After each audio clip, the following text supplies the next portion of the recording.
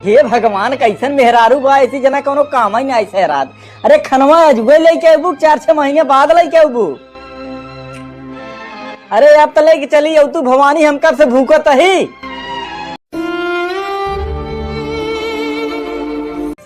ला तू का भूखत हा कौनो कुकुर उकुर हा का?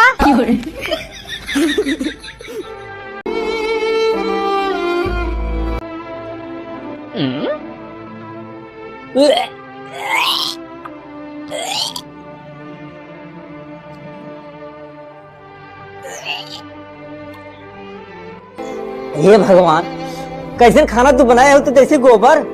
हे भगवान कौने आदमी समार बिया होगी तो नदिये गाड़ा गोबरा चीखे बा।